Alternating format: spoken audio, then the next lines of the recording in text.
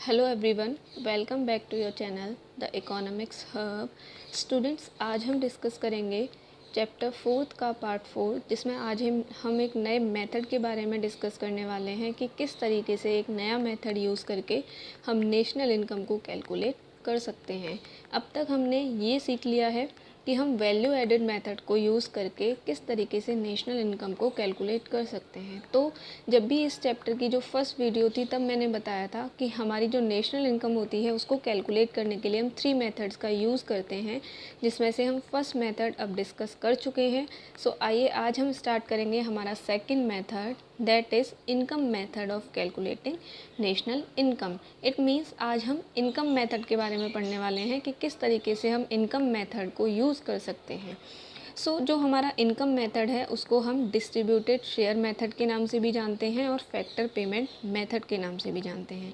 It means हम बोल सकते हैं कि जो इनकम मेथड है उसको 3 नामों से जाना जाता है, ठीक है। या तो distributed share method, income method या factor payment method. So according to this method, national income is estimated in terms of factor payments, compensation of employees, rent, interest and profit. यानी आपने देखा कि हम क्या डिस्कस कर रहे हैं, इनकम मेथड। तो ऑब्वियस सी बात है कि इस मेथड में नेशनल इनकम को कैसे एस्टिमेट किया जाता है। जो भी हमारे फैक्टर पेमेंट्स, या फिर हम इनको क्या बोल सकते हैं, फैक्टर पेमेंट्स को फैक्टर इनकम भी बोल सकते हैं। तो फैक्टर इनकम जो होती है उसको एस्टिमेट करके हम नेशनल इनकम को कैलकुलेट करते हैं। अब फैक्टर इनकम क्या होती है, compensation of employees, rent, interest and profit. यानी इन सब का जो टोटल है, इन सब का जो एस्टिमेशन है, उससे हमारा नेशनल इनकम कैलकुलेट होता है। अब हम बात करते हैं sum total of factor income generated within the domestic territory of a country by the residents और non residents is called domestic income. यानी डोमेस्टिक इनकम क्या है कि किसी भी कंट्री की डोमेस्टिक टेरिटरी के अंडर, देखो हम यहाँ पे डोमेस्टिक इनकम को डिस्कस कर रहे हैं तो इसलिए यहाँ पे वो जो सबसे इम्पॉर्टेंट चीज़ है वो क्या है, डोमेस्टिक टेरिटरी के अंडर। तो जो भी इनकम किसी भी कंट्री की डोमेस्टिक टेरिटरी के अंदर जनरेट की जाती है उसको हम क्या बोलते हैं, डोमेस्टिक इनकम। यहाँ पे ये मैटर नहीं करता कि उसको रेजिडेंट्स अर्न कर रहे हैं या नॉन रेजिडेंट्स, वो केवल कहाँ पे अर्न की जानी चाहिए, किसी भी कंट्री की डोमेस्टिक टेरिटरी के अंदर अर्न की जानी चाहिए, ठीक है। जब भी हम डोमेस्टिक इनकम को नेशनल इनकम में कन्वर्ट करते हैं तो हम क्या करते हैं, जो फैक्टर इनकम फ्रॉम अब्रॉड होती है यानी NFIA जो होता है उसको हम क्या कर देते हैं, प्लस कर देते हैं, ठीक है। तो यानी हमें क्या करना है, कभी भी डोमेस्टिक इनकम हमें दे रखी है और कैलकुलेट करनी है नेशनल इनकम, तो हम NFIA को उसमें क्या कर देंगे, ऐड कर देंगे, ठीक है। अब हम यहाँ पे देखते हैं कि अभी हम फैक्टर इनकम की बात कर रहे थे, तो फैक्टर इनकम होती क्या है। तो फैक्टर इनकम एक तरीके का पेमेंट या एक तरीके का रिवॉर्ड होता है जो कि किसको मिलता है, जो भी पर्सन फैक्टर सर्विसेज प्रोवाइड कराता है। यानी जो भी पर्सन कोई भी फैक्टर सर्विसेज दे रहा है, लाइक कहीं भी लेबर की तरह वर्क कर रहा है या अपना जो लैंड है वो प्रोवाइड कर रहा है, कैपिटल प्रोवाइड कर रहा है या एंटरप्रेन्योरशिप, तो ये सारी क्या हो गई, फैक्टर सर्विसेज हो गई। तो इन फैक्टर सर्विसेज को जब वो प्रोवाइड करता है तो उसके बदले में जो कैश मिलता है उस पर्सन को, that is known age factor income, ठीक है। अब ये किस किस फॉर्म में हो सकती है, देखो वेजेस और जो सैलरीज होती हैं वो किस लिए मिलती हैं, हमारी लेबर के लिए। यानी हम यहाँ कहीं भी किसी भी फर्म में या किसी भी जगह पे एज अ लेबर वर्क करने जा रहे हैं तो हमें उसके बदले में क्या मिलेगी, या तो वेजेस या सैलरीज। उसके बाद हमारे लैंड के लिए हमें क्या मिलता है, रेंट, कैपिटल के लिए इंटरेस्ट और प्रॉफिट मिलता है हमें एंटरप्रेन्योरशिप के लिए। तो ये सारी जो चीज़ें हैं ये किस में आ जाती हैं, फैक्टर इनकम में। इट मीन्स फैक्टर इनकम क्या है, जो भी हमने फैक्टर सर्विसेज प्रोवाइड कराई किसी भी पर्सन को, उसके बदले में जो हमको मनी मिला, जो पेमेंट मिला, that is known age factor income. Okay, so factor income जो है वो केवल अर्नड इनकम होती है। यानी जब भी आप कोई इकोनॉमिक एक्टिविटी कर रहे हो, जब भी आप कोई फैक्टर सर्विसेज प्रोवाइड करा रहे हो, तब आपको जो इनकम मिल रही है केवल वही इनकम फैक्टर इनकम कहलाती है। यानी जब भी आपने कोई भी पैसा अर्न किया है वही पैसा फैक्टर इनकम कहलाएगा। अगर आपने वो पैसा अर्न नहीं किया तो वो हमारा क्या कहलाता है, ट्रांसफ़र इनकम, जो कि हम ऑलरेडी डिस्कस कर चुके हैं, ठीक है।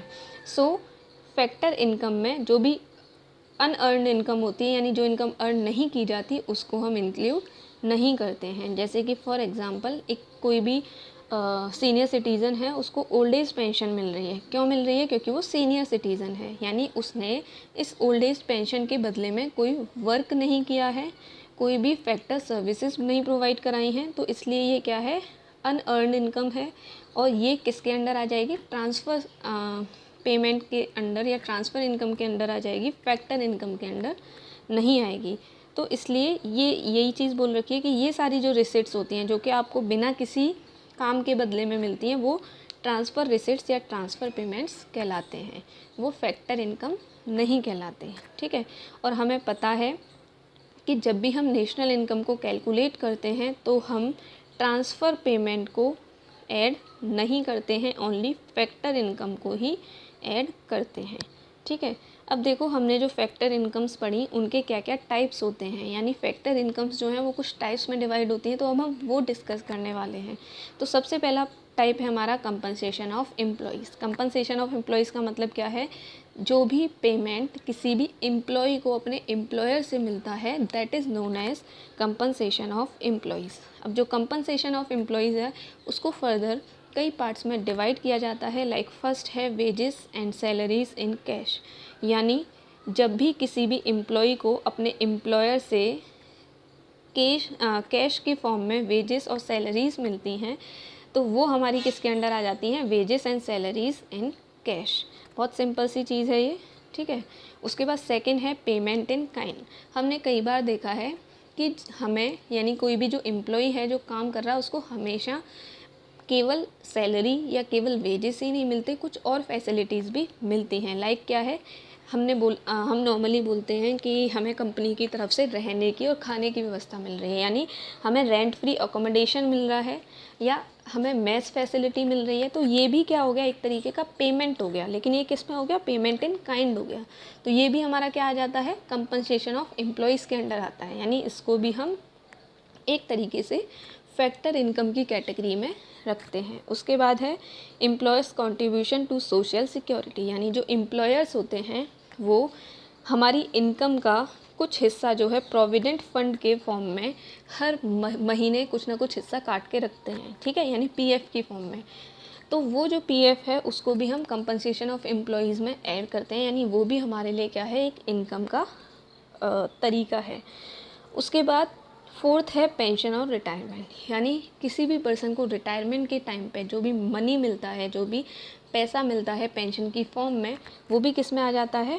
फैक्टर इनकम में आ जाता है। अब यहाँ पे एक चीज़ स्पेसिफाई करनी पड़ेगी कि जो ओल्ड एज पेंशन होती है उसको हम यहाँ पे नहीं रखते हैं, क्योंकि वो क्या है? ट्रांसफ़र पेमेंट है, यानी उसके बदले में किसी भी पर्सन ने कोई काम नहीं किया है।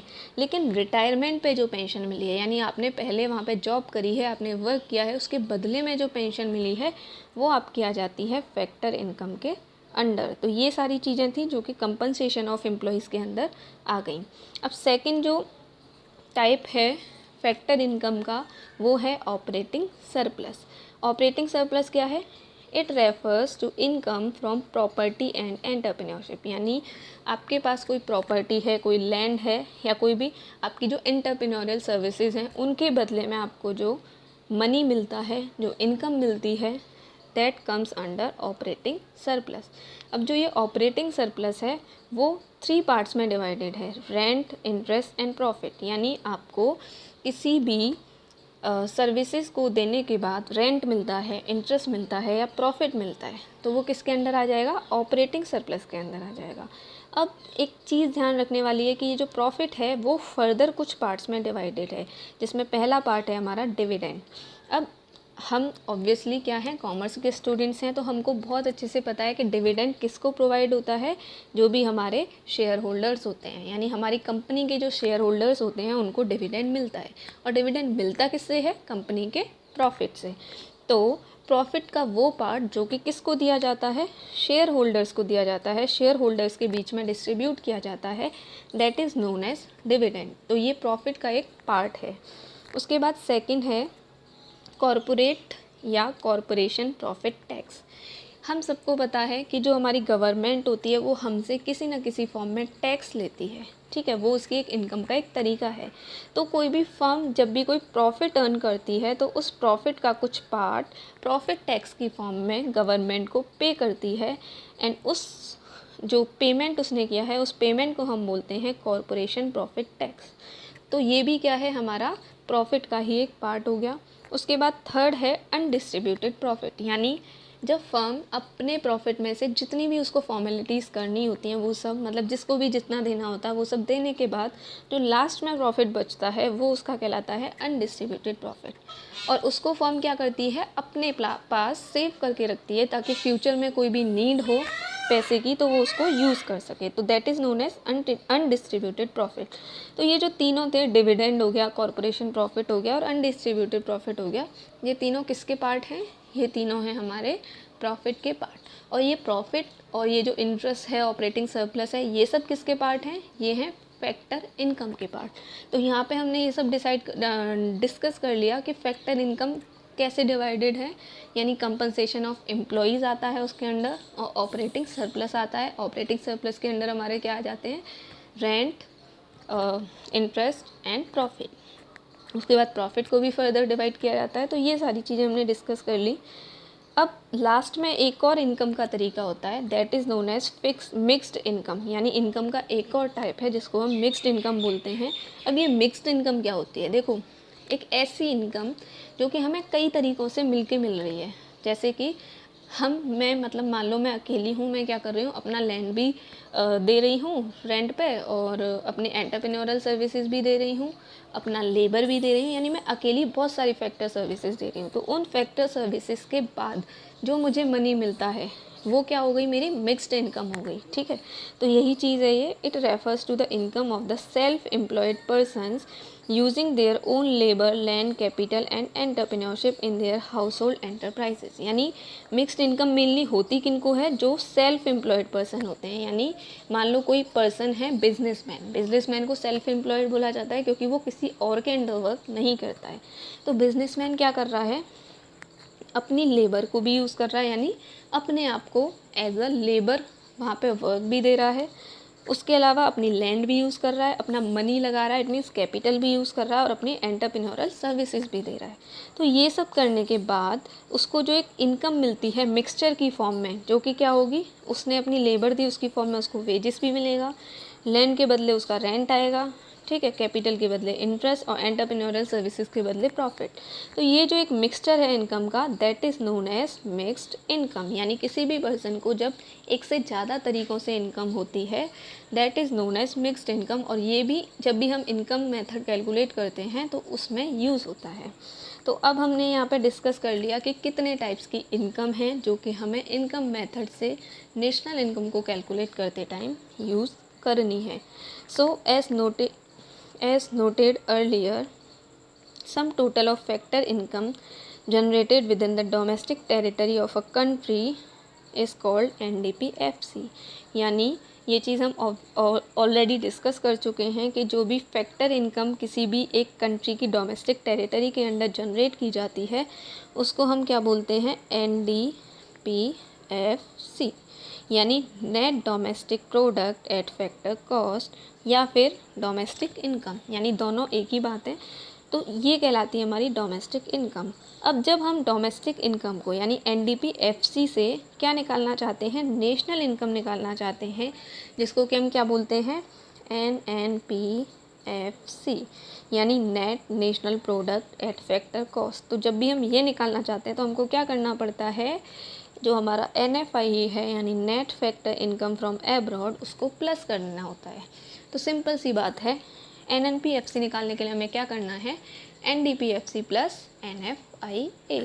ओके, सो यही चीज़ यहाँ पे बोल रखी है कि NNPFC इक्वल टू, यानी अगर आपको NNPFC कैलकुलेट करनी है तो आपको क्या करना है, NDPFC plus net factor income from abroad. यानी NDPFC जो आपको दे रखी है उसमें क्या ऐड करना है, net factor income from abroad को ऐड करना है, और आपकी नेशनल इनकम आपके सामने निकल के आ जाएगी। तो इसी के लिए कुछ फार्मूलाज दे रखे हैं यहाँ पे, ये वाले ये देख लेते हैं। तो सबसे पहले क्या है, compensation of employees plus operating surplus plus mixed income. ये तीनों क्या हो गए, टाइप्स ऑफ इनकम हो गए, यानी ये एनडीपीएफसी हो गया। इसमें हमने क्या ऐड कर दिया, net factor income from abroad को ऐड कर दिया। तो क्या निकल के आ गया, एनएनपीएफसी, यानी compensation of employees plus operating surplus plus mixed income plus net factor income from abroad equal to NNPFC. अब ऑपरेटिंग सरप्लस क्या होता है, हम ऑलरेडी डिस्कस कर चुके हैं। ऑपरेटिंग सरप्लस में 3 चीज़ें आती हैं, रेंट, इंटरेस्ट एंड प्रॉफिट।